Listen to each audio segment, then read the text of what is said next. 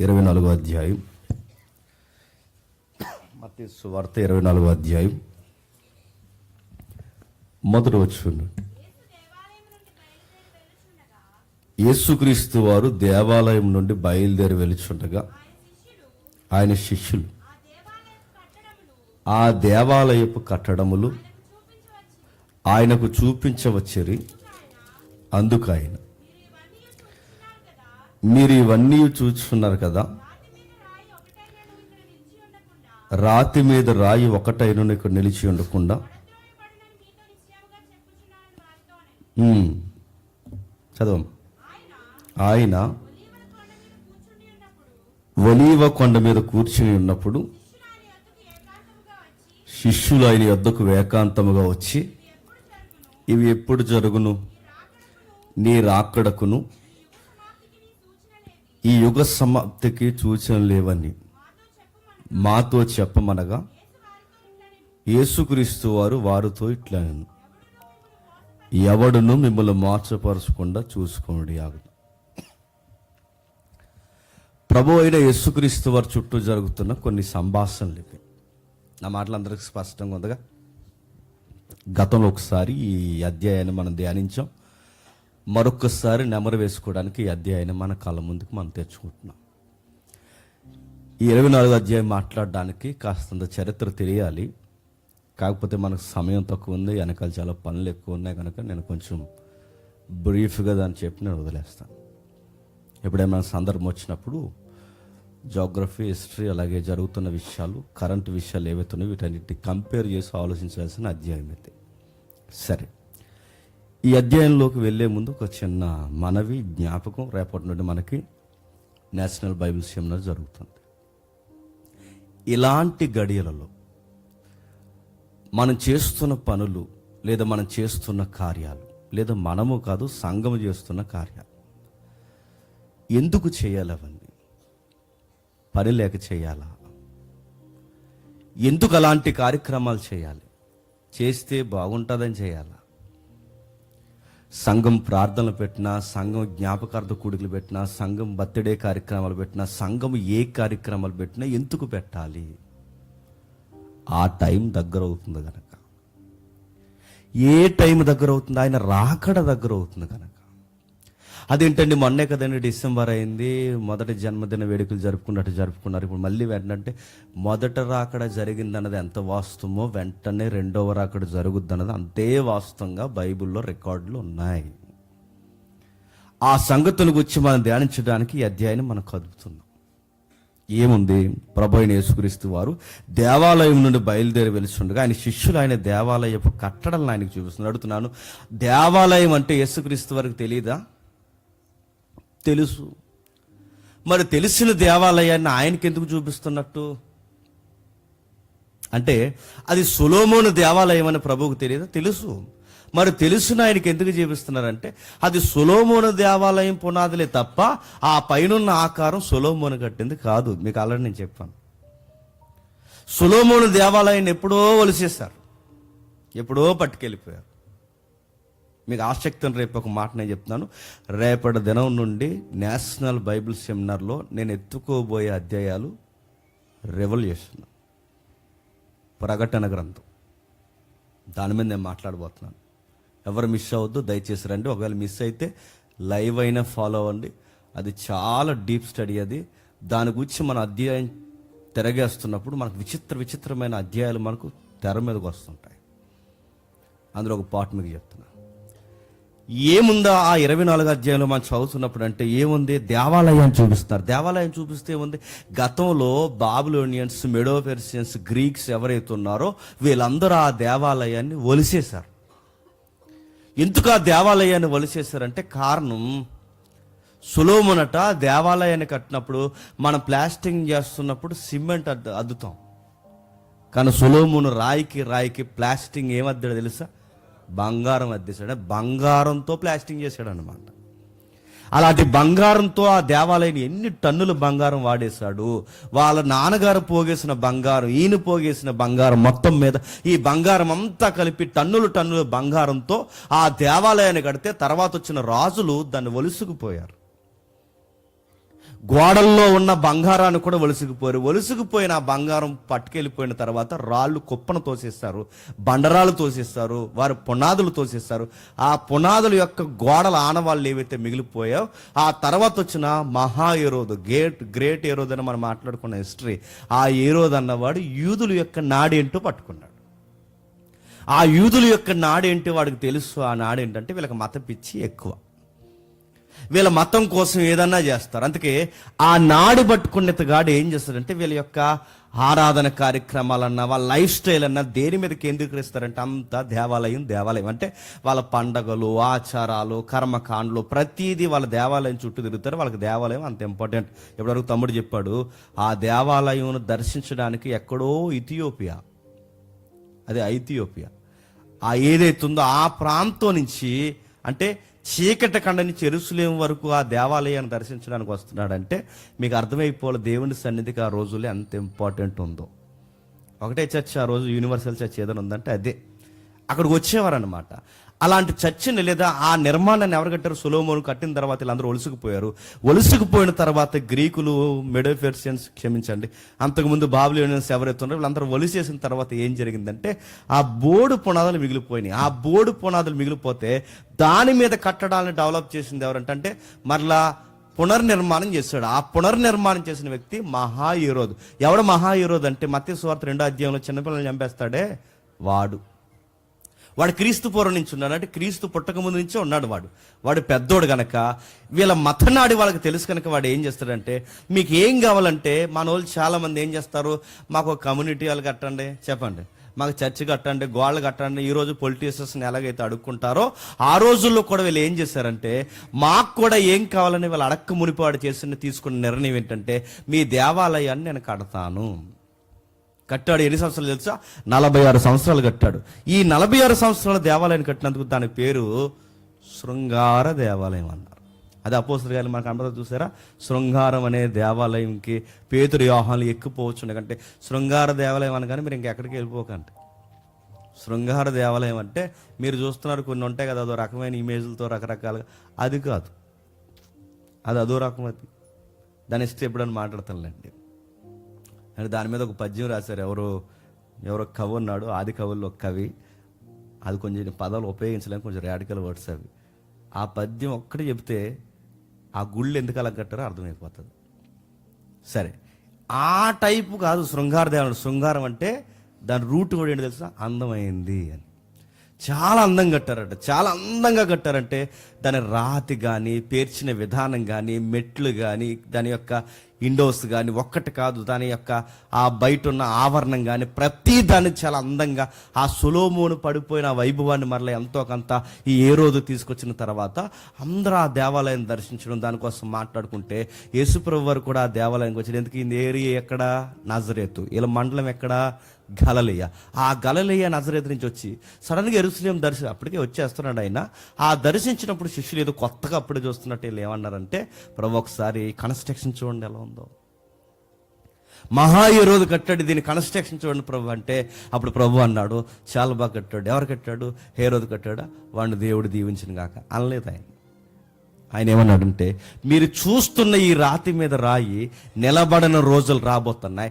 ఆ నిలబడిన రోజులు వస్తాయి, ఆ రాతి మీద రాయి నిలబడదు, ఇవన్నీ పాలదోడి పడతాయి, ఈ దేవాలయం కుప్ప కూలిపోతుంది, ఈ దేవాలయం పడిపోతుంది, ఈ దేవాలయం నిలబడదు, ఈ దేవాలయం పూర్తిగా నాశనం అయిపోద్ది అనగానే ఈ సబ్జెక్ట్ మాట్లాడిన తర్వాత అందరూ వెళ్ళిపోయారు. అందరూ వెళ్ళిపోయిన తర్వాత ఇవన్నీ ఎప్పుడు జరుగుతాయని రాతి మీద రాయి ఒక్కటే నిలిచి ఉండకుండా పడదోయబడిన మీతో నిశ్చయముగా చెప్తున్నాను వారితో అనేను. అప్పుడు 3వ వచనం ఏమంటాడు చూడండి, ఆయన ఒలీవ కొండ మీద కూర్చుని ఉన్నప్పుడు శిష్యులు ఆయన యొద్దకు ఏకాంతంగా వచ్చి, శిష్యులతో గొడవ ఉంది. అందరిలో కూర్చున్నప్పుడు వాళ్ళకి అన్నీ అర్థమైనట్టే తలకు విప్పుతారట. మేము అది అనుకుంటున్నాం అంటారా? కొంతమంది చూస్తారా, కొంతమందికి ఉంటుంది అదో రకమైన జబ్బు. ఆ జబ్బు ఏంటంటే వాళ్ళ వాక్యాలు చెప్తున్నప్పుడు వాళ్ళ వాక్యం తీరు. నాకు తమ్ముడు లైవ్ వింటా వస్తున్నాను నేను. ఎన్నిసార్లు చదవలేదు 3వ అధ్యాయం, అదే యోహాను సువార్త 3వ అధ్యాయం. అదొక నేరో మైండ్ ఉంటుందండి పబ్లిక్కి. అలాగే చాలా మందికి అడగడానికంటే మాకు తెలుసులే, మేము చూసాలే, మేము విన్నాంలే అన్నట్టు శిష్యులు కూడా జనాల్లో ఉన్నప్పుడు ఆ మేకపోతు గాంభీర్యం ఏంటో తెలియదు, కానీ మొత్తం మీద అందరూ ఉన్నప్పుడు అన్నీ తెలిసినట్టే మేము అది అనుకుంటున్నాం అన్నట్టు చూసేవారట. కానీ అందరు వెళ్ళిపోయిన తర్వాత శిష్యులు ప్రభు దగ్గరికి వచ్చి అన్నారట, సార్ ఇందాక మీరు ఏదో చెప్పారు మాకు అర్థం కాలేదు. ఆయనకి దగ్గరికి వెళ్ళి మాట్లాడి ఆయన ఒలీవ కొండ మీద ఏకాంతంగా కూర్చున్నప్పుడు శిష్యులు ఆయన యొద్దకు ఏకాంతంగా వచ్చి, ఇవి ఎప్పుడు జరుగును, నీ రాకడకును ఈ యుగ సమాప్తికి చూసినట్టు బాగానండి, ఇవి ఎప్పుడు జరుగును, నీ రాకడికి యుగ సమాప్తికి చూసినలేంటి, ఏవి ఎప్పుడు జరుగుతాయి, ఈ దేవాలయం పాడిపోవడం ఏంటంటే చాలా మంది 24 అధ్యాయం చదువుతారు, కన్ఫ్యూజ్ అయిపోతారు. ఎందుకంటే 24 అధ్యాయం కొంచెం బైబిల్ చదువుతున్నవారు విద్యార్థులు బైబిల్ నేర్చుకుంటున్న వాళ్ళు ఉన్నారు కనుక మీకు చెప్తున్నాను. చాలా మంది 24 అధ్యాయాన్ని ఎక్కడ కంపేర్ చేస్తారంటే క్రీస్తు శకం 70కే కంపేర్ చేస్తారు. ఇది ఆల్రెడీ క్రీస్తు శకం 70లో జరిగిపోయిందని చెప్పి కొంతమంది గతికవాదం పుట్టింది. గతికవాదం అంటే అన్నీ అయిపోయాయి, గతికవాదం అంటే గతించిపోయాయి, 24 అధ్యాయం అయిపోయింది, ఇది రెండో రాకడికి సంబంధించింది కాదు, ఈ 24 అధ్యాయంలో రెండో రాకడి ఎత్తకొద్దు అనే ఒక సబ్జెక్ట్ ఉంది బయట. థియలాజికల్ వార్ ఉంది ఈ 24 అధ్యాయం మీద. ఇంకా పునరుద్ధానం గతించిపోయింది, రాకడ గతించిపోయింది, ఇక రాకడ జరుగుద్ది, పునరుద్ధానం జరుగుద్ది అని అనకండి. ఇవన్నీ ఆల్రెడీ జరిగిపోయిన ఒక వాదన ఉంది. దాన్నే సొసైటీలో గతికవాదం అంటారు. దాన్ని చాలా వాదాలు ఉన్నాయి, దానికి చాలా కాంట్రవర్సీ టాపిక్, కాంట్రవర్సీ డిస్కషన్స్ ఉన్నాయి. వాళ్ళందరూ రారు తెర మీదకి. ఒకవేళ మాట్లాడదాం అంటే ఆ గతంలో ఎప్పుడో ఒక బ్రదర్ మాట్లాడి ఏది కూర్చుందాం అంటే మళ్ళీ ఆయన కనబడలేదు.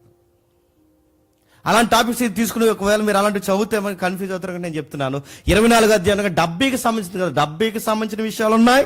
బాగా వినాలి, 70కి సంబంధించిన విషయాలు ఉన్నాయి, అలాగే ప్రాముఖ్యంగా రాకడకి సంబంధించిన విషయాలు కూడా ఉన్నాయి.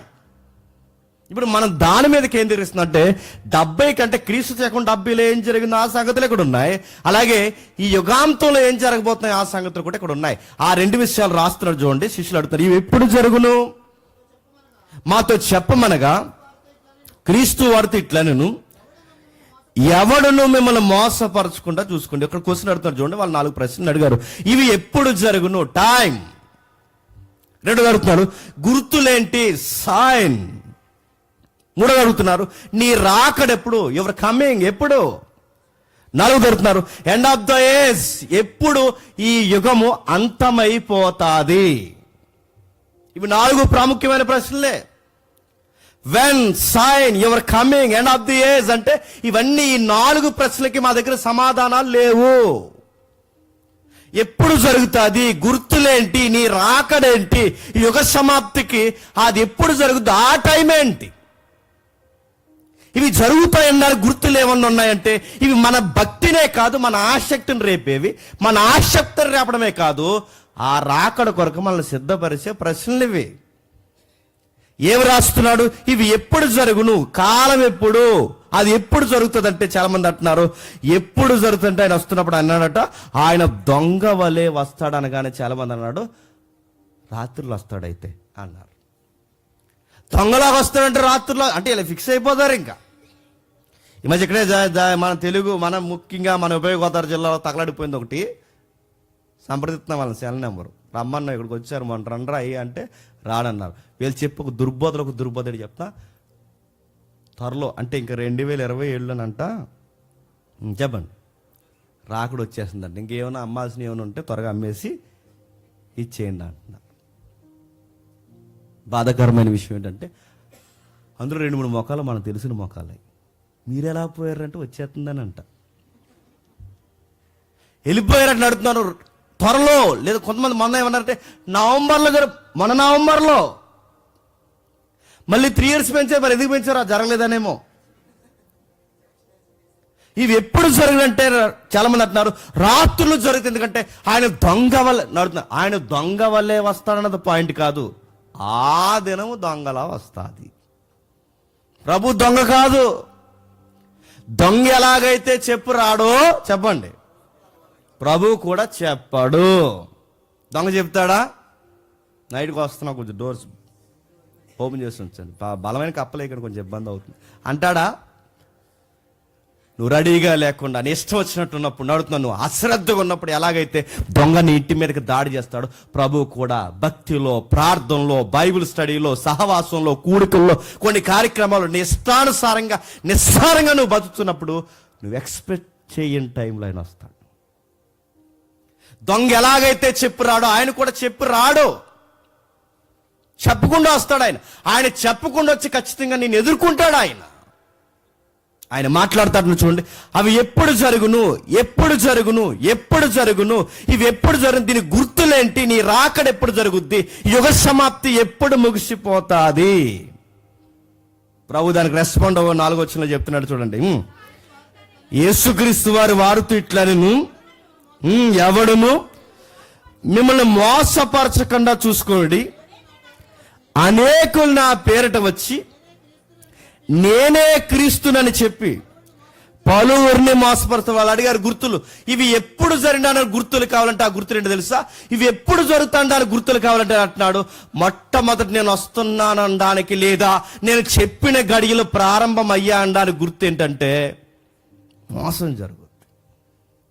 కేవలం నా పేరు మీదే మోసం జరుగుద్ది. వాళ్ళు ఎంత ఎత్తుకు ఎదిగిపోతారంటే నేనే క్రీస్తునని చెప్పుకున్నంత ఎత్తుకు ఎదిగిపోతారు.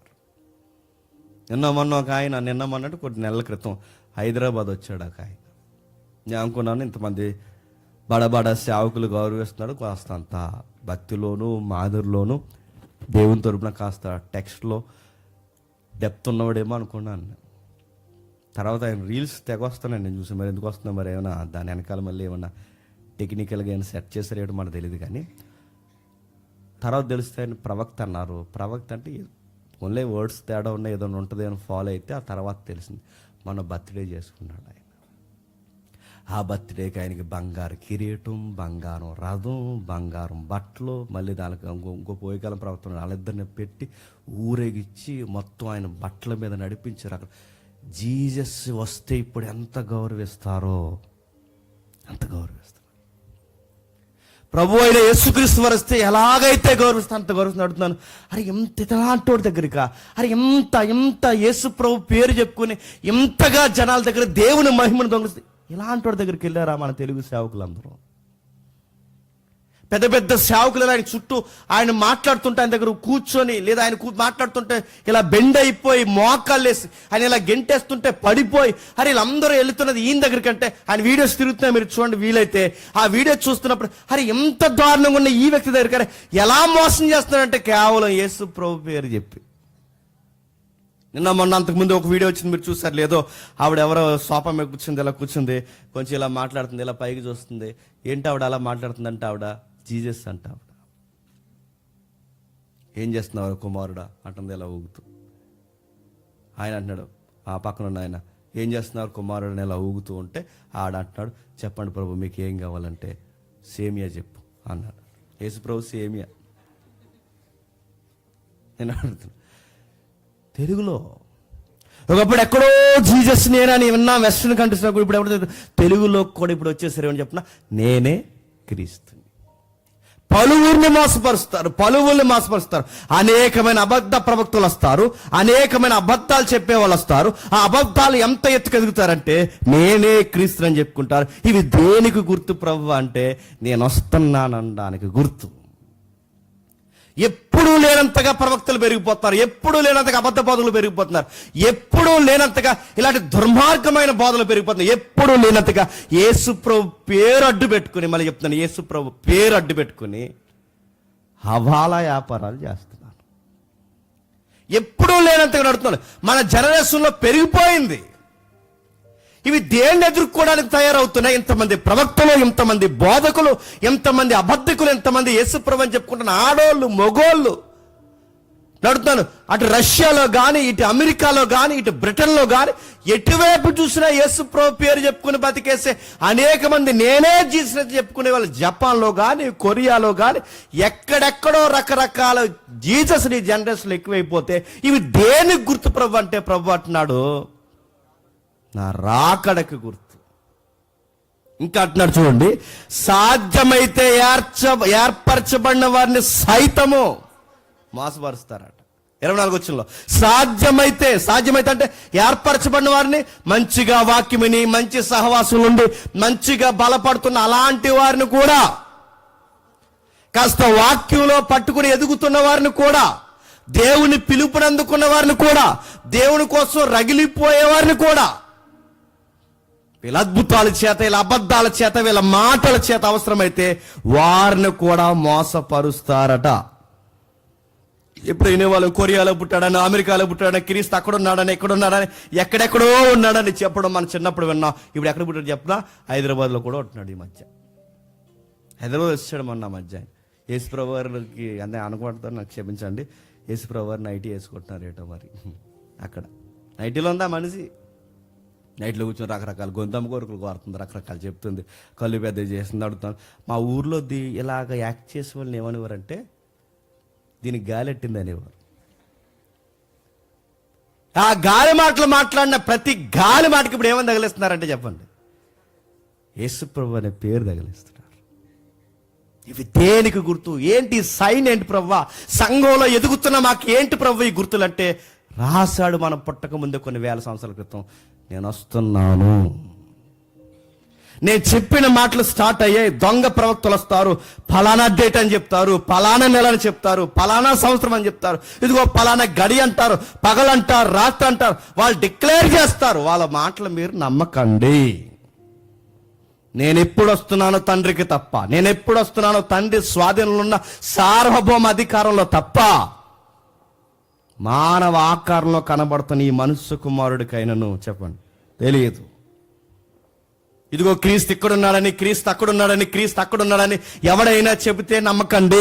నేను చెబుతున్నది మరలా ఎక్కడున్నాడన్నా నమ్మకండి. నేను వస్తున్న గడియ ఎవరికి తెలియదు.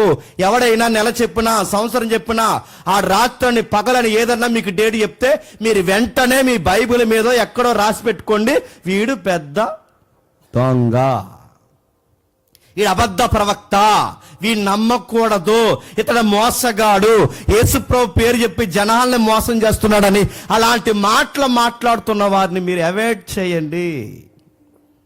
ఇంకా ఏం చెప్తాడు చూడండి, అది 24 అధ్యాయం 6-7 వచనాల్లో, మీరు యుద్ధములను గూర్చియు యుద్ధ సమాచారములు గూర్చియు వినబోదురు, మీరు కలవరపడకుండా చూసుకుని అడుగుతున్నాను. యుద్ధముల గురించి, యుద్ధ సమాచారాల గురించి అంటారు. యుద్ధాల కోసం వింటున్నామా, ఇంకా వినబోతున్నామా? వింటూనే ఉన్నాం. 24 hours మీరు వార్తలు చూడండి. 24 hours ప్రపంచంలో ఏదో ఒక మూలన చెప్పండి యుద్ధం జరుగుతూనే ఉంది. మనం యుద్ధం అనగానే అనుకుంటాం యువతలోడు అవతలోడి మీద బాంబు వేయడం, యువతలోడి మీద బాంబు వేయడం, యువతలోడి కత్తి తీసి ఆడిని పోవడం, ఆడి కత్తి తీసి. ఇది కాదు యుద్ధం అంటే. అది మాత్రమే కాదు యుద్ధం అంటే. యుద్ధం అంటే చెప్పిన రకరకాల యుద్ధాలు ఉన్నాయి. వాటిని కూడా మనకి రాస్తున్నప్పుడు వార్స్ అనే రాస్తారు, యుద్ధాలనే రాస్తున్నారు. అందుకే మీరు చూడండి, మీరు గమనించండి. అగ్రికల్చరల్ వార్ అని ఎప్పుడైనా అన్నారు మీరు?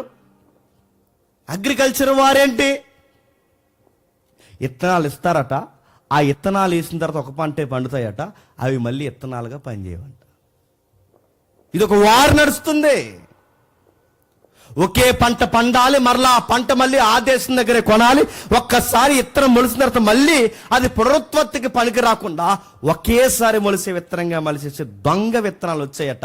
ఇలాంటి వ్యాపారం చేస్తున్న దేశాలతో ఈరోజు అగ్రికల్చర్ వార్ జరుగుతుంది. అంటే ఇది కూడా వారేనవును. ఆహారం కొరకు వార్, ఫుడ్ విషయంలో వార్ జరుగుతుందా లేదు చెప్పండి. ప్లాస్టిక్ గుడ్డు ఏంటండి మరి విచిత్రంగా? ప్లాస్టిక్ గుడ్లు ప్లాస్టిక్, గమ్మతో చెప్పండి. టమాటకాయ ప్లాస్టిక్, రైస్ ఇంకా చెప్పండి రైస్ ప్లాస్టిక్, పాలు కల్తీ, నూనె కల్తీ, అసలే తలడిపోతుందంటే శాంపుల్ కల్తీ, అన్నీ కల్తీ నడుతున్నాడు. ఏదో నడుతున్నాడు. బయటికి వెళ్ళి తిందామంటే రైస్ కల్తీ, ఆయిల్ కల్తీ, ఎగ్ కల్తీ, టమాటాలు కల్తీ నడుతున్నాడు. ఇదంతా దేనికి? ఇదంతా దేనికి? మోసం. ఇదంతా దేనికి గుర్తు ప్రభు అంటే, నేను వస్తున్నప్పుడు ప్రపంచం యొక్క తీరు తెల్లి ఇలానే ఉంటాయి. మీరు తినే తిండి మోసం అవుతుంది. ఇదిగో దీనంతా వార్ అంటారు. చూడండి, బయటోడు ఈరోజు యుద్ధం చేస్తే డైరెక్ట్గా కత్తి పట్టుకునే, బాంబు పట్టుకునే కాదు. ఇప్పుడు ఆడు కొట్టాలనుకున్న దేని మీద చెప్పినా ఆర్థికంగా కొట్టాలనుకుంటున్నాడు. పంటలు పండకుండా కొంతమంది మిడతలతో వారంట. ఆ మధ్య 2 సంవత్సరాల క్రితం వార్తలు వచ్చినాయి, మీరు చూసారు లేదు? పాకిస్తాన్ వాడు మిడతలు పంపేశారన్నారు, చూసారు లేదు మీరు? పెద్ద మిడతలు. ఆ మిడతలు ఎక్కడెక్కడికి వచ్చి నడుతున్నారు, మిడతలతో వారు. ఆ మధ్యకాలం మీరు చూసలేదు, ఈ కరోనా వైరస్ యొక్క క్రిమి చెప్పండి ఆ పొట్టోడే పుట్టించాడండి. ఎవరు ఆ పొట్టోడు? అది వార్ నడుతున్నాడు. వైరస్లతో వార్, మిడతలతో, క్రిములతో. యుద్ధాలు అనగానే ఇలా బాంబు వేసుకొని కత్తులు పడుచుకొని కాదు, మారింది, ట్రెండ్ మారింది. ఇప్పుడు యుద్ధాలు ఏంటో చెప్తున్నా, జలాల మీద కూడా యుద్ధాలు చేస్తున్నారు. దాన్ని ఏమన్నా తెలుసా? Water war. పైనున్న నది కిందికి వస్తే నడుతున్నా. తెలంగాణ మనం కొట్టుకుంటున్నావా లేదా? ఇదే గోదావరి కోసం తెలంగాణకి మనకి వారు జరుగుతుంది. ఇదే గోదావరి కోసం చంద్రబాబు నాయుడు గారిని అక్కడ ఆ టైంలో మీకు గుర్తుందో లేదో మహారాష్ట్రలో ఆపేశారా లేదా? ఎందుకంటే మన గోదావరి అక్కడి నుంచి వస్తుంది. అక్కడి నుంచి వస్తే ఆ రోజు ఆపేశారు ఆయన. చాలా కాలం క్రితం మీకు గుర్తుందో లేదో వాటర్ వార్ జరుగుతుంది. నదుల మీద దాడి, నీటి కోసం దాడి, త్రాగునీరు కోసం దాడి. వాళ్ళ కాదని మళ్ళిస్తా అందులో కెమికల్ కలిపే దాడి. ఇన్ని రకాలు నడుపుతున్నారు. యుద్ధాలకు వచ్చి అగ్రికల్చర్ వార్ జరుగుతుంది, వాటర్ వార్ జరుగుతుంది, మిడతల వార్ జరుగుతుంది. గమ్మత్తు చెప్పిన ఇన్ఫర్మేషన్ టెక్నాలజీని హ్యాక్ చేసే వార్ జరుగుతుంది. చూసారు ఎప్పుడన్నా మీరు? ఆ మధ్యకాలంలో మన డేటా పాకిస్తాన్ దొంగిలించాడు. ఎలా దొంగిలించారంటే అక్కడి నుంచి ఆయనే స్టార్టింగ్ చేశారట. ఎవరో ఈ ఐటీ సెక్టర్లో పనిచేసేవాడు ఉంటారు కదండి, ఎవడో ఉంటాడు కదా సిస్టమ్ దగ్గర ఉన్నాడు, ఆడికి మెసేజ్ వస్తే వీడు మునిగిపోయాడు అందులో. ఎలా యాక్ట్ చేస్తారా? అరే ఇన్ఫర్మేషన్ ఎలా యాక్ట్ చేస్తారు? ఇన్ఫర్మేషన్తో కూడా వారు చేస్తారా? సమాచారాన్ని దొంగిలిస్తారా? సమాచార చట్టాన్ని కూడా దొంగిలిస్తారు. ఎలా దొంగిలిస్తారంటే ఒక అమ్మాయిని ఎరేసారు. ఆడికి అమ్మాయి ముసుముసు నవ్వులు నమ్ముతూ ఏవీ తెలియనట్టు మాట్లాడుతుంటే ఈడుకున్న ఇది తన పెట్టి నేను ఎక్కడ పనిచేస్తుందో తెలుసా? బార్డర్లో పనిచేస్తున్నా అన్నాడు. ఈడు గొప్పకి బార్డర్లో ఎక్కడ అని అడిగింది. అనగా బార్డర్లు అంటే అక్కడ అసలు దేశం యొక్క రహస్యాలన్నీ, సీక్రెట్స్ అన్ని చెప్పండి నా సిస్టంలో ఉంటాను. అవునా, నమ్మలేకపోతున్నాను. కావాలంటే ఒక మెసేజ్ పెడతాను చూడని, ఇప్పుడు నెక్స్ట్ మోడీ గారు ఏం చెప్తారు చూడు అని చెప్పి పంపాడు అన్నమాట. ఇండియా టెక్నాలజీ ఎలా నడుస్తుంది చూడడానికి అంటే గొప్పలకు పోయాడు అమ్మాయి దగ్గర. అలానే దించారు వాడిని. నేను ఆర్మీలో పనిచేస్తాను నిజమా అన్నాడు. నిజమా అని అడిగింది. నిజంగా పనిచేస్తాను, నేను ఐటీ సెక్టర్లో పనిచేస్తాను నిజమా అంటే నిజమా అంది. ఇదిగో నేను సాఫ్ట్వేర్ అంతా నా చేతిలో నిజమా అని అడిగింది. ఇలా అడిగే కొలితే వాడు డీప్గా వెళ్ళిపోయాడు. ఒకరొకరు మాట్లాడుకోవడం, ఫోటోలు పంపించుకోవడం, వీడియో కాల్స్ అవి ఇవి ఎక్సెట్రా అలా డీప్కి వెళ్ళిపోయే కొలిది దేశం యొక్క ఇన్ఫర్మేషన్ అంతా చెప్పండి ఇచ్చేసాడు. వీడు ఇలా చేస్తున్నాడన్న సంగతి మరొకరు కనిపెడితే, ఎందుకంటే పాకిస్తాన్ ఎక్కడెక్కడ ఉంటున్నామో ఎలా అడుగులేస్తున్నాం అన్ని అడుగు తెలిసిపోతున్నాయి. ఎలా తెలిసిపోతున్నారంటే అప్పటికి వీడు చెప్పండి శాపనేసి లాగేశాడండి. ఎలా వెళ్ళిపోతున్నా? ఇది కూడా అన్న అమ్మాయిని అడ్డెట్టుకుని కూడా వారు చేస్తున్నారు. ఇన్ఫర్మేషన్ దొంగలించిన కూడా వారంటే అవును. అగ్రికల్చర్ని ఎలాగైతే వారు చేస్తున్నారో ఇన్ఫర్మేషన్ తీసుకోవడంలో కూడా ఇది కూడా వారుగానే సూచించారు. ఇన్ని యుద్ధాలు మనం వింటున్నాం. కెమికల్తో యుద్ధం చేస్తున్నారు, ఆర్థికంగా దెబ్బతీస్తున్నారు. ఇన్ని రకాల యుద్ధాలు దేనికి గుర్తు ప్రభు అంటే ఆయన చెప్తున్నాడు చూడండి. చెప్పండి. రాకడకు గుర్తు. 7వ వచనం చెప్తున్నాడు, జనం మీదకి జనము, రాజ్యం మీదకి రాజ్యం. జనం మీద జనం అంటే జాతులు గొడవలు వస్తున్నాయా లేదా? మీకు ఎంత వాక్యమేనండి. బయటికి పోయిన వెంటనే ఏనబడుస్తామండి చెప్పిన కులం. జనం మీదకి జనం నడుతున్నాను. ఎప్పుడు ఇంత ఇన్ఫర్మేషన్ నడుతున్నా, ఇంత ఇన్ఫర్మేషన్ ఇంత సైన్స్ డెవలప్ అవుతున్నా, ఎప్పటికీ కులం పట్టుకుని ఏడ్చేవాళ్ళు లేరు. కులం కొడుతున్నాను. కులం కోసం నరికేసుకున్న వాళ్ళు ఉన్నారు లేదా? మనకి కులాలు బయటికి పోతే నల్లోడు తెల్లోడు, జాతి మీదకి జాతి, జాతి మీదకి జాతి, జాతి మీదకి జాతి లేస్తారు, జాతుల మీదకి జనం మీదకి జనం లెగిస్తారు. రాజ్యం మీదకి అంటే గవర్నమెంట్కి పడదు, ప్రభుత్వాలకి పడదు. ఈ స్టేట్లో ఉన్న వారికి ఆ స్టేట్లో పడదు, ఆ స్టేట్లో ఉన్న వాడికి ఈ స్టేట్లో పడదు. అందుకు చూడండి ఇప్పుడు బీజేపీ నేపాల్లో ఏం చేస్తున్నారు మీరు చూస్తున్నారు లేదో? ఎక్కడెక్కడ మీరు చూడండి, ప్రభుత్వాలు పడవు. ఇవన్నీ దేని గుర్తు ప్రభువా?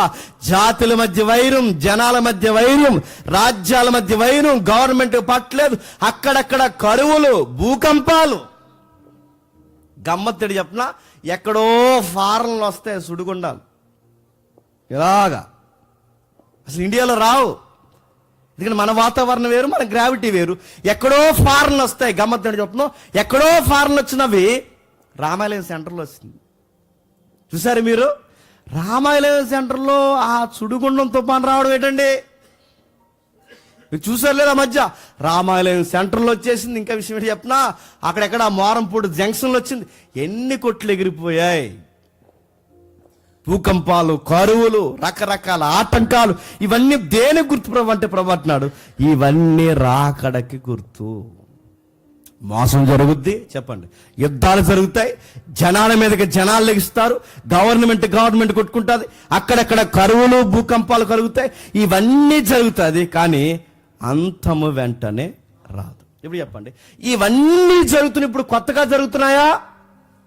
ఎప్పుడు నుంచి జరుగుతున్నాను? ఇవన్నీ ఇప్పుడు కొత్తగా జరుగుతున్నాయి. 2000 సంవత్సరం జరుగుతున్నాయి. ఇవి 2000 సంవత్సరాలు జరుగుతున్నాయి, ఇప్పటి వరకు నడుతున్నాను.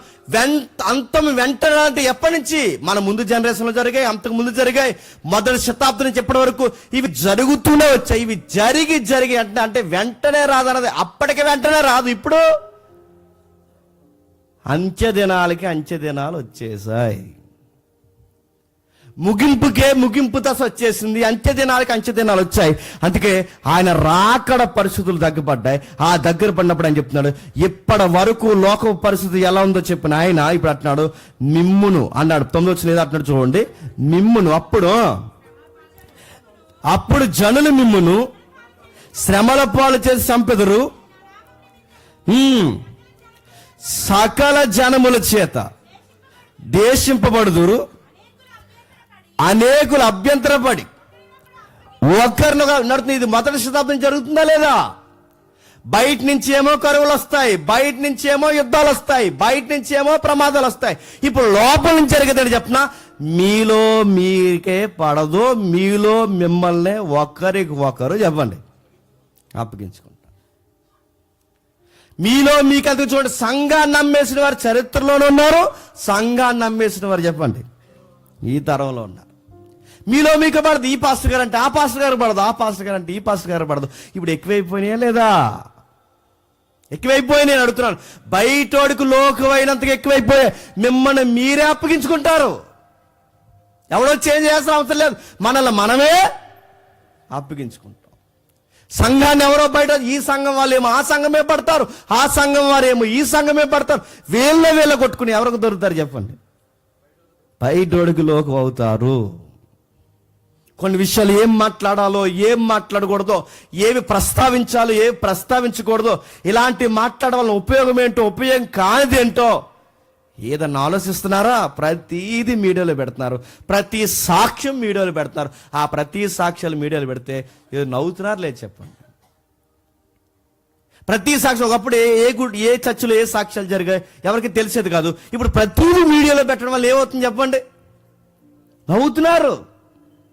ఆ వీడియోలు కట్ చేసి మళ్ళీ బయట తిప్పేది ఎవరు? మనోళ్ళే. ఈ వీడియోలు బయట పెట్టేది ఎవరు? మనోళ్ళే. ఆ దొంగ సాక్ష్యాలను పేరు పెట్టి మళ్ళీ బయట ఊరేగించి మనోళ్ళే నడుతుంది. ఇవన్నీ మనల్ని మనం సరి చేసుకోవడానికి బదులు, మనం తీర్చిదిద్దుకోవడానికి బదులు, మనం చెప్పుకోవడానికి బదులు, మనం ప్రతిదీ ఇలా బయటకు ఎప్పుడైతే పెట్టామో బయటోడికి ఏమవుతుందని చెప్పండి? లోకం అవుతున్నాం. అందుకంటున్నాడు మిమ్మల్ని మీరు జాగ్రత్తగా చూసుకున్నారు. ఎందుకంటే మిమ్మల్ని మీరే ఒకరికొకరు అప్పగించుకుంటారు. సంఘానికి ప్రమాదం చెప్తున్నా, లోకం వల్ల ఎంత ప్రమాదం ఉందో సంఘమా నీలో ఉన్న వారి వల్ల నీకు కూడా చెప్పండి అంత ప్రమాదం ఉంది. కానీ గమనించండి, లోకం మిమ్మల్ని ఎక్కువగా ద్వేషిస్తుంది. ఎంతంటే మిమ్మల్ని కొడతాది, తిడతాది, నా నామం చెప్పినందుకు ద్వేషిస్తుంది, అవసరమైతే మిమ్మల్ని చంపేస్తుంది. ఎప్పుడైనా ఏ జనరేషన్లో అయినా సరే, అరే క్రైస్తవులు సాత్వికులరా, ఎవరి జోరికి వెళ్ళరు, వీళ్ళని ఏమనకూడదురా, వీళ్ళని పెద్ద ద్వేషించకూడదని ఎప్పుడు అనుకుంటారండి? మనం సాత్వికులు అని తెలుసు, మనం ఎవరినే ద్వేషించమని తెలుసు, గొడవలకి తేవడానికి కావాలని గొడవకి కాలు దోమని వాళ్ళకి తెలుసు. అన్నీ తెలిసిన ప్రతి ఒక్కరు ఎవరి మీద దాడి చేస్తారు చెప్పండి? ఎందుకు చేస్తారు చెప్పిన? యేసు ప్రభువును మనం నమ్ముకున్నాం కనుకే చెప్పండి అందరూ మన మీద దాడి చేస్తారు. ప్రభు అంటున్నాడు, నీకు లోపల నుంచి ప్రమాదం ఉంది చెప్పండి, బయట నుంచి ప్రమాదం ఉంది, గవర్నమెంట్ నుంచి ప్రమాదం ఉంది, వ్యవస్థల నుంచి ప్రమాదం ఉంది, క్రైస్తవుల్లో ఉన్న వారి నుంచి నీకు ప్రమాదం ఉంది, నీ నిర్ణయాల నుంచి నీకు ప్రమాదం ఉంది. ప్రతిదీ నీకు ప్రమాదానికి గురవుతుంది. ఇన్ని జరిగినప్పుడు అభ్యంతరపడి ఒకరినొకరు చెప్పండి అప్పగించుకుంటారంట. ఏం చేస్తారు? అభ్యంతరపడి అంటే ఏదో జరిగిపోద్దని, నాకేం తెలియదని వీడని, ఏదో జరిగిపోద్దని నాకేం తెలియదని వాడి మీద ఈడి ఇన్ఫర్మేషన్ అని రకరకాల అభ్యంతరానికి గురవుతారు. ఈ సంఘానికి ఏదైనా జరిగితే ఈ సంఘం నవ్వుతున్నారు, ఈ సంఘానికి ఏదైనా జరిగితే ఆ సంఘం వారు నవ్వుతున్నారు, ఈ సంఘాన్ని నాశనం చేయడానికి ఆ సంఘం వారు అవసరమైతే మొదటి వెళ్ళే చేతులు కలుగుతున్నారు. ఒకరినొకరు చెప్పండి, అప్పగించుకుంటారు, నడుతున్నాను. ఇవన్నీ ఇప్పుడు కొత్తగా జరగట్లేదు, 2000 సంవత్సరాల నుంచి చెప్పండి జరుగుతున్నాయి. యుద్ధాలు జరుగుతూనే, అవమానాలు జరుగుతూనే, క్రైస్తవుల మీద దాడి జరుగుతూనే, అభ్యంతరం జరుగుతూనే, ఇవన్నీ జరుగుతున్నాయి. పైన వచ్చంలో ప్రేమ పూర్తిగా చెప్పండి చల్లారిపోయింది. ఎందుకు ప్రేమ చల్లారిపోయిందంటే అక్కడ చెప్తున్నాడు, అక్రమం విస్తరించిపోయింది. దేవుని పేరు మీద అక్రమం పెరిగిపోయింది, సమాజంలో అక్రమం పెరిగిపోయింది, ప్రభుత్వాల మధ్య అక్రమం పెరిగిపోయింది, ప్రేమల మధ్య అక్రమం పెరిగిపోయింది, సంసారాల్లో అక్రమం పెరిగిపోయింది. ఎక్కడికక్కడే క్రమం పోయింది.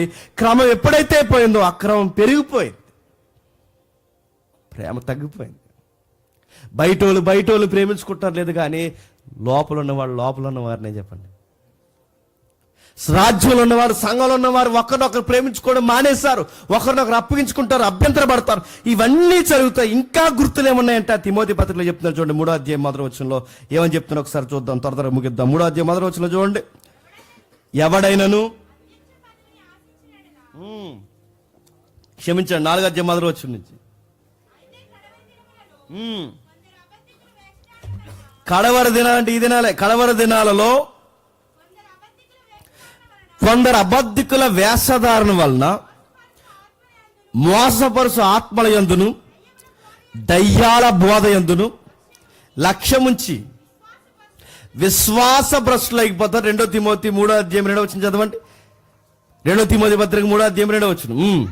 యాలి అనగా మనుష్యులు స్వార్థప్రియులు, ధనాపేక్షులు, పెంకములాడువారు, అహంకారులు, దోషకులు, తల్లిదండ్రులకు అవిధేయులు, కృతజ్ఞత లేనివారు, అపవిత్రులు, అనురాగరహితులు, అతిద్వేషులు, అపవాదికులు, అజితేంద్రియులు, క్రూరులు,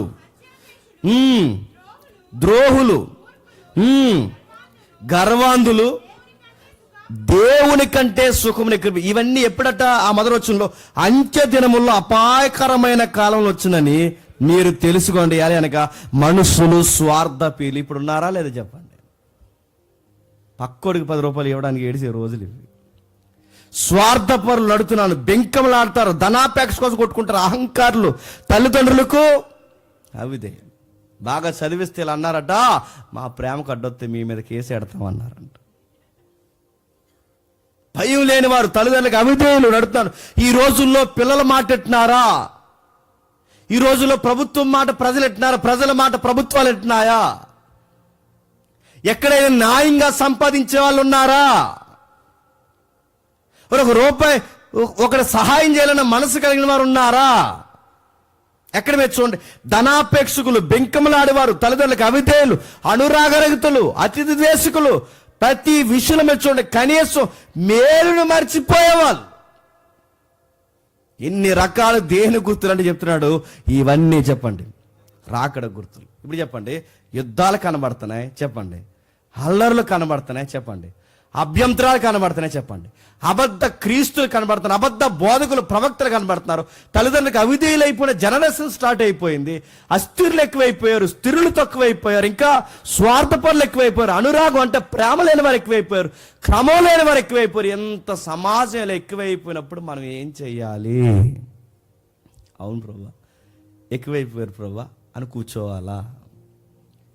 ఇంత సమాజం గొడ్డువారిపోయినప్పుడు ఏం చేయాలి? ఏం చేయాలన్నారు తెలుసా?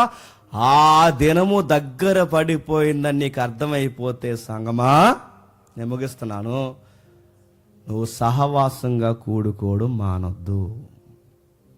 ఆ దినం దగ్గర అయిపోయినప్పుడు సహవాసంగా కూడుకోవాలంటే నీకు టైం దొరికితే గంటలు రోజులు పూటలు నువ్వు ఎక్కడ గడపాలి తెలుసా? సహవాసంలో కూడుకోవాలి. ఎక్కడుంది అది? ఒక్కసారి చూడండి, హెబ్రీయులకు రాసిన పత్రిక ముగిద్దాం.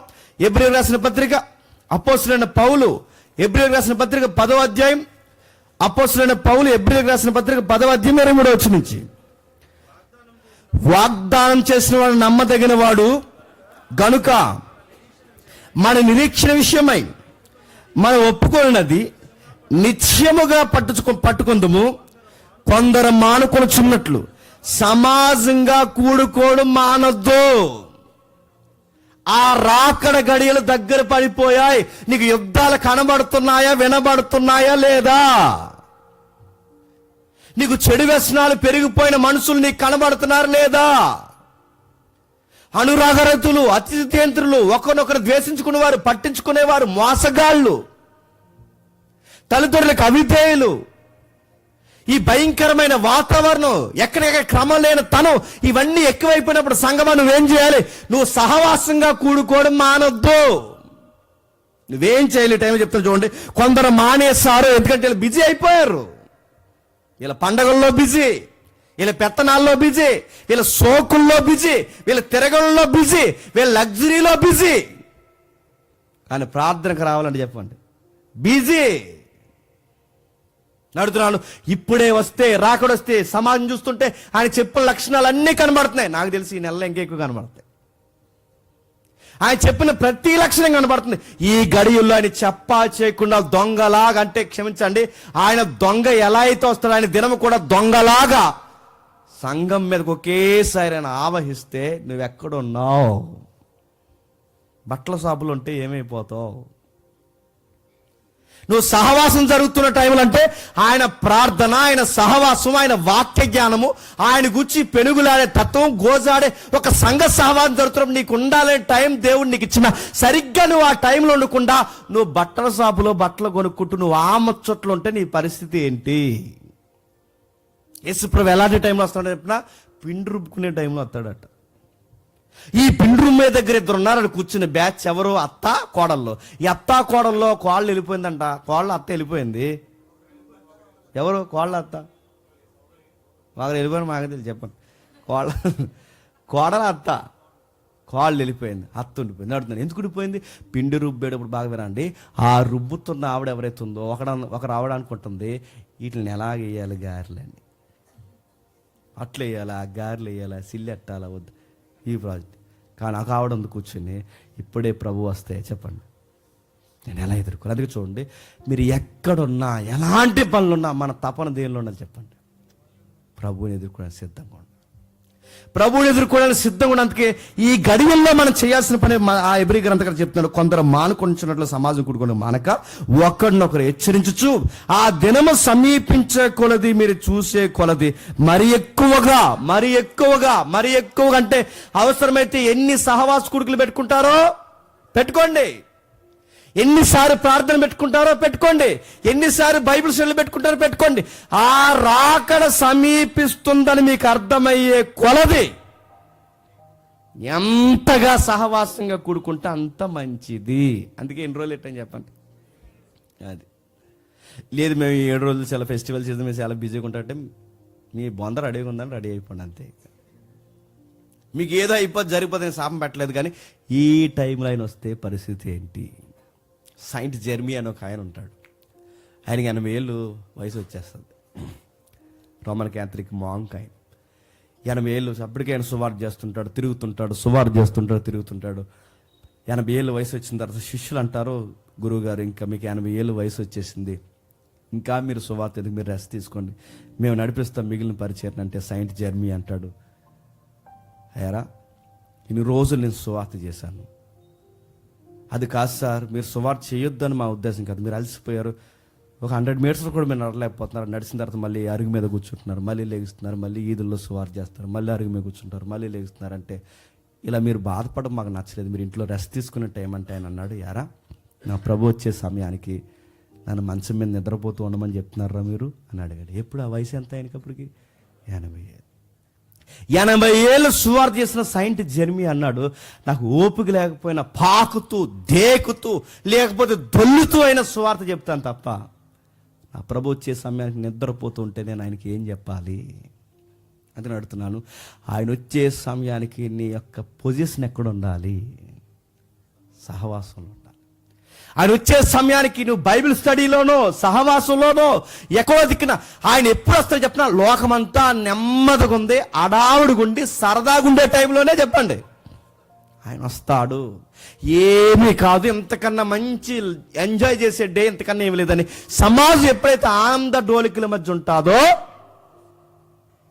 ఆ టైంలో నువ్వు మరీ భక్తిగా ఉండాలి. గుర్తుపెట్టుకో సంగమా, నువ్వు ప్రతిరోజు నీకు మెలకు ఉండాలి, ప్రతిరోజు ప్రార్థన ఉండాలి, ప్రతిరోజు బైబిల్ స్టడీ ఉండాలి, ప్రతిరోజు సంఘ సహవాసాలు ఎక్కడుంటే అక్కడ నువ్వు చెప్పండి నీ అటెండెన్స్ ఉండాలి. కూడుకుంటూ అంటూ కొంతమంది మానేశారు. అలా చేయటం జరిగే కొలది, మీరు చూసే కొలది, సమీపించే కొలది ప్రేమ చూపుటకును చెప్పండి, సత్కార్యాలు చేయుటకును, ఒకడు పురుకొలుపుటకు ఆలోచించండి, ఆలోచిద్దాం. ఇప్పుడు చెప్పండి, ఆ దినం వస్తుంది, మనకు గుర్తులు కనబడుతున్నాయి. ఇదిగో యుద్ధాలు వినబడుతున్నాయి, రోగాలు వినబడుతున్నాయి, మనుషుల మధ్య సఖ్యత పోయింది, సంసారాల్లో సమాధానం పోయింది, స్నేహితుల మధ్య సఖ్యత పోయింది. ఎక్కడికక్కడే మనుషులు ఇష్టానుసారంగా ప్రవర్తిస్తున్నప్పుడు సంఘంగా మనం ఏం చేయాలి? పురుకొలపాలి, సంఘాన్ని రేపాలి. ఎలా పురుకొలపాలి? క్రియలు చేయాలి. ఏ క్రియలు? సత్క్రియలు. మీటింగ్ పెడతావో, వినిపిస్తావో, పిలిపిస్తావో, నీ కూడా నలుగురిని తీసుకొస్తావో, ఏ కార్యక్రమం చేస్తావో మొత్తం మీద ఏదో ఒకటి చేయి. నిన్ను నువ్వు రేపుకోవాలి, నువ్వు వాక్యం చేత రేపబడాలి, నువ్వు మరొకరిని చెప్పండి రేపాలి, పురుకొరపాలి. అందుకే ఈ 7 రోజులు మీరు ఏం చేస్తారంటే, మేము హీరోలు వీళ్ళు హీరోయిన్లను తిరగం చెప్పండి. 7 రోజులు ఏం చేస్తారంటే రేపుతాం. ఈ 7 రోజులు ఏం చేస్తారంటే, ఇదిగో సల్లారిపోయిన అనేక సంఘాలని రేపుతాం. ఈ 7 రోజులు మీరు ఏం చేస్తారంటే, సత్క్రియ చేసిన మనం అనేకుల్ని ఒకరినొకరు పురుకొలుపుతాం. బాప్టిజాలు లేని వారిని ఆహ్వానిస్తాం, బాప్టిజాలు తీసుకున్న వారిని బలపరుస్తాం. సహవాసంలో మరింత దృఢంగా ఉండడానికి వాళ్ళకంటే ఒక కాంటాక్ట్ ప్లాట్ఫామ్ ఏర్పాటు చేస్తాం. వాళ్ళ దేవుళ్ళలో బలపరచడానికి ఏం చేస్తారంటే, ఏది చెయ్యాలో పాటలు పాడుతూనో, ప్రార్థనలు చేస్తూనో, వాక్యాలు చెప్తూనో ఆ 7 రోజుల్లో వాళ్ళని పురుగొలుపుతాం. మీ సంఘాల్లో జాగ్రత్తగా ఉంటానని చెప్పి వాళ్ళ స్థితిగతులు ఎప్పటికప్పుడు చెప్పండి వాకప్ చేస్తాం. అందుకే రేపు చేయబోయే సెమినార్లో మనం చేయబోయే పని ఏంటంటే, ఇదిగో దేవుడు మనకు అప్పగించిన పని చెప్పండి, మన సంఘాన్ని, మన చుట్టూ ఉన్న వారిని చెప్పండి పురుకొలుపుతాం. ఎందుకంటే ఆ రాకడ చెప్పండి సమీపమున ఉంది. ఆ రాకడ గడియల దగ్గర చూస్తుంటే అర్థమవుతుంది వాతావరణం. అందుకే ఇప్పుడున్న అవతారం బైబిల్ పండితుల అంచనా ప్రకారం చెబుతున్నారు ఏమనంటే, ఇక రాకడకి జరగాల్సిన ప్రవచనాలు పెద్ద ఏమీ లేవు, మెజారిటీ ప్రవచనాలు చెప్పండి నెరవేరిపోయాయి. మెజారిటీ ప్రవచనాలు నెరవేరిపోతే ఎప్పటికీ ఇంకాడు నిద్రపోయి, ఎప్పటికీ నీ సోకులు సరదాలు షాపింగ్లో తిరుగుతూ, ఎప్పటికీ నువ్వు ఇదే వాతావరణంలో ఉంటే ఆయన వచ్చేస్తే ఏమైపోతావు? ప్రభా నాకు ఈ సంబరాలు అంబరాలు కాదు, ఈ సరదాలు కాదు ప్రభా, ఇందాక అంకుల్ అన్నట్టు నేను ఆనందంగా నీ సన్నిధిలో నేను గడపాలనుకుంటున్నానని డే బై డే గడిపే ఒక ఈవెంట్ ఇదే కాదు. మీకు ఎక్కడన్నా మీ వాక్యంలో బలపడేది ఎక్కడ మీకు అనిపించినా అక్కడికి వెళ్ళి దేవుని చేత పురుకొలుపబడండి. ఎక్కడైనా దయచేసి నిస్సారంగా ఉండొద్దు, ఖాళీగా ఉండొద్దు, సరదాగా ఉండొద్దు. ఈ టైంలో అసలు చుట్టాల పట్టాలతో తిరగొద్దు, ఇందులో వినోదాలకు అసలు వద్దు. మీరు ఎక్కడో దిక్కున, ఏదో ఒక సంఘంలో ఎక్కడో దిక్కున మీరు బలపడండి. దేవుని రాకడ దగ్గర అవుతుందని మీకు అర్థమైతే, ఈ గుర్తులు మీకు అర్థమైతే, ఎక్కడ ఈ ప్రార్థన అనే కాదు, ఈ మీటింగ్ అనే కాదు, ఈ సంఘం అనే కాదు, మీ పరిసర ప్రాంతాలు ఏదన్నా ప్రార్థన కూడికి జరిగిన వెళ్ళండి. ఎందుకంటే ఈ గడియల్లో మళ్ళీ చెప్తున్నాను, ఆయన రాకడ దగ్గరైన గడియలు. ఎవరైనా మెసేజ్ చెప్తున్నారా వినండి, ఏదైనా ప్రార్థన వినబడుతుందా వెళ్ళండి, ఎవరైనా సహవాసంలో మాట్లాడుతున్నారా వెళ్ళండి, వాళ్ళతో కలిసి ఏదో ఒక పని చేయండి, సత్క్రియలు చేయడం నేర్చుకోండి, సహోదరులను ప్రేమించడం నేర్చుకోండి. ఎందుకంటే ఆయన రాకడ చూస్తుంటే దగ్గర ఉంది. లేదా మన తినే తిండికి మోసాలకి మనం పోయే రోజైనా చెప్పండి దగ్గర ఉంది. రెండిట్లో ఏది జరుగుద్ది, మనం పోవడం ఆయన రావడం. రెండిట్లో ఏది జరిగినా నీ ఆత్మ, నీ శరీరము ఆయన స్వాధీనంలో ఉండాలి అంటే చెప్పండి క్రమముగా నడుచుకొని చెప్పండి సహవాసంలో బలపడ్డాం. అందుకే లేదండి మాకు సరైన సహవాసం, మాకు వాక్యం అర్థవంతంగా వివరించేవాళ్ళు మాకు ఎక్కడ కనబట్టలేదంటే రండి, రేపు నేను జరుగుతుంది నాన్ స్టాప్ మాట్లాడతాం. నేను పగలంతా ప్రకటన గ్రంథం మాట్లాడతాను, నైట్ అంతా పబ్లిక్ కావాల్సిన జనరల్ లెసన్స్ ఏవైతున్నావన్నీ నేను మాట్లాడతాను. ఏమేమి ప్రశ్నలు ఉన్నా ప్రశ్నలన్నీ మాట్లాడతాం. అన్నిటికన్నా ముఖ్యంగా ఆ జనరేషన్లో భక్తులు ఏ విధంగా దేవుని హత్తుకుని హతులైపోయారో అవన్నీ ఎవ్రీ లైఫ్ మూమెంట్ని స్క్రీన్తో సహా లైవ్లో మేము చూపిస్తాం. ఏదో ఒక విధంగా జనాలని చెప్పండి రేపుతాం. మళ్ళీ చెప్తున్నాను, ఆ ప్రకటన గ్రంథంలో కొన్ని మొదటి అధ్యాయాలు చదవడానికే నా కళ్ళు లోనకు పోయి మొత్తం కింద నల్లగా వచ్చింది. నాకు అంత స్టడీ చేయాల్సి వచ్చింది. దాన్ని ఆసక్తి ఉంటే రండి, కూర్చోండి, ఒక నోట్స్ తెచ్చుకోండి, కుటుంబాలతో సహా రండి. నేను గ్యారంటీ ఇస్తున్నాను, సూర్యుడు ఎప్పుడు వచ్చాడో, నక్షత్రాలు ఎప్పుడు వచ్చాయో కూడా మీరు మర్చిపోతారు. అంత బాగా జరుగుద్ది. దయచేసి రండి. బయట వాళ్ళు వచ్చినా రాకపోయినా సంఘంగా మీరు మాత్రం, ఎందుకంటే ఆ దినము సమీపించే కొలది సహవాసం కూడుకొనుట మానొద్దు. కుటుంబాలతో సహా రండి. ఆశీర్వాదకరంగా దేవుళ్ళో చెప్పండి, బలపడండి. దేవుడు మిమ్మల్ని దీవించును గాక.